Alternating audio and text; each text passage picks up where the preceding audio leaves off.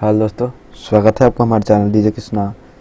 Sorry दोस्तों, technical Dastak में। तो दोस्तों जो है कि आप लोगों के लिए मैं जो हूँ लेकर के आ गया हूँ नया जो है कि न्यू ईयर का प्रोजेक्ट। तो दोस्तों आप लोग इसको डाउनलोड कर सकते हैं, जो कि मैं दोस्तों थोड़ा देर पहले जो है कि आज मॉर्निंग में जो कि मैं एक गाना अपलोड किया था। क्या बोलते हैं, गुंजन सिंह का गाना है ये। गुंजन सिंह का गाना है, गाना का नाम मुझे याद नहीं है।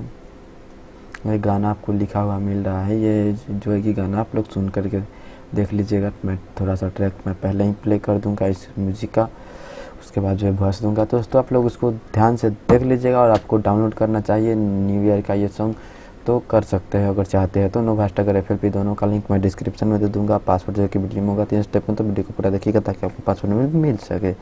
दोस्तों चलिए मैं जो है इसका ट्रैक आप लोगों को सुनाता हूँ। और दोस्तों चैनल पर ना होगा तो चैनल को सब्सक्राइब कर लेना और वीडियो को लाइक ज़रूर कर देना, क्योंकि मैं आगे और भी प्रोजेक्ट लेकर के आऊँगा। तो आप लोग चैनल को जाकर सब्सक्राइब कर लीजिएगा, तो आप लोगों को वीडियो पर भी मिलते रहेगा और mixing pack.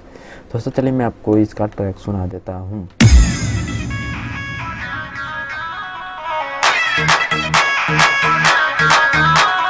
Krishna Raj, Krishna Raj, Krishna Raj, Krishna Raj, Krishna Raj.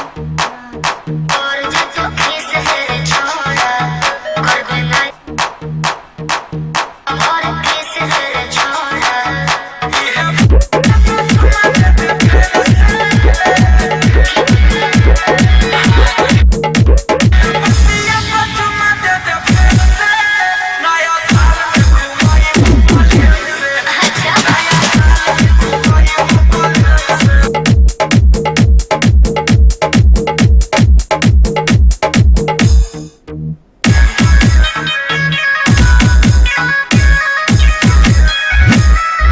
Krishna Raj, Krishna Raj, Vidaliya Vaisali, Vidaliya Vaisali.